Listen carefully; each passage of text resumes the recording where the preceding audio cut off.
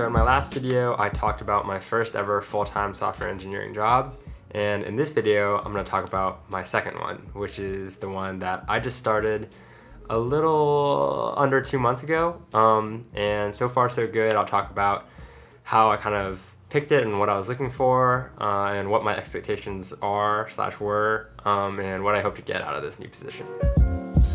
First things first, about my prior experience. I graduated in May 2020 with a computer science BS, and then started working full-time as a full-stack software developer for a small team for a little over a year and a half. And then I got this new job in January of 2022. So like I said, it's been a little less than 2 months. And this was a horizontal transfer in the sense that my job title and my engineering level is the same, but I did get a pretty significant pay raise that I don't think I would have gotten if I had, just stayed with the same team. So that was certainly nice. I do have the external job rec here, which I had to apply to just to make it easier for HR, but the actual interview process was way, way more casual than I expected. I didn't have to do any algorithmic questions or leak code questions at all. It was more of just a meet and greet, and then from there, it was just a matter of getting both managers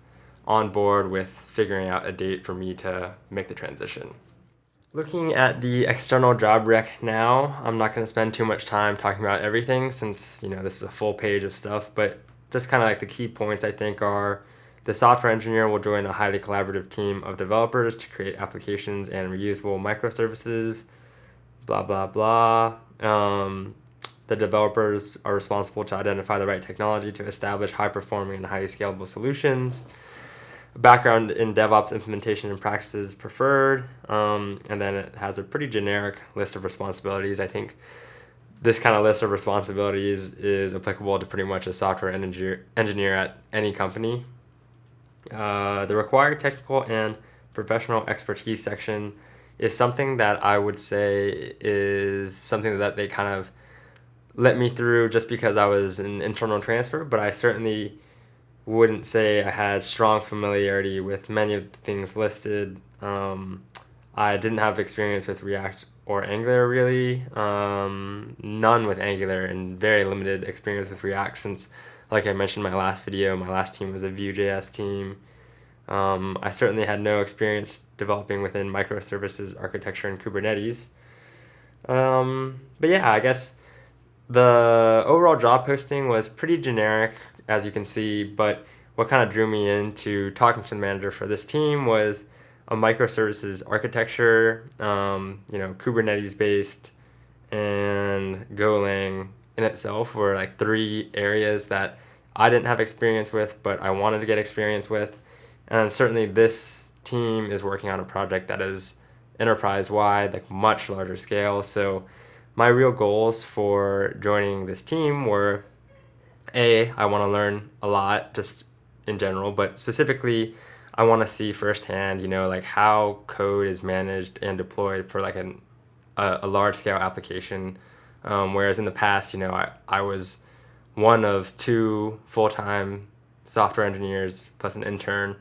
So now there's, a full DevOps team. There's, 20 plus developers working on it. There's, releases and cherry picks. So that's one side of things that I'm looking to learn from this team. The second thing is specifically, I know that GoLang is pretty popular and I would like to strengthen my back-end development skills. So specifically in GoLang, since I think that could be a hot area. And, with that being said, I kind of will segue to my next point, which is the microservices architecture is interesting. Learning about gRPC versus now we're kind of looking at Kafka and GraphQL. There's a whole wide array of new technologies that weren't available to me or for me to learn at least or see it in practice at work, being that my other team was a team of less than 10 people, and like I said, only 2 full-time software engineers. There's only so much you can do because just there's no need for things to be complex enough to introduce these technologies like Kafka and whatnot. Because the applications are small enough, there's no need for microservices.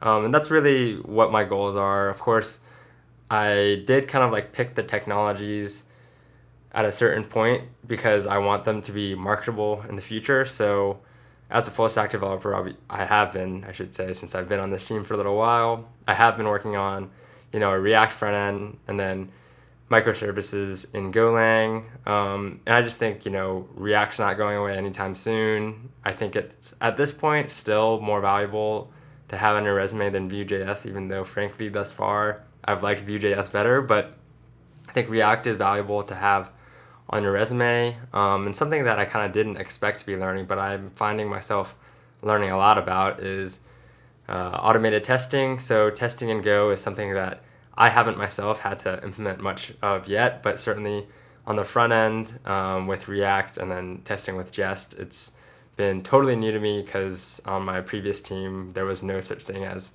automated tests. I think that kind of sums up my things that I'm trying to learn and take away from this new role. Really, long story short, just in general, I think just me being on a larger team, a larger project, there are a lot of things that I can learn at this team where I couldn't learn on the other smaller team.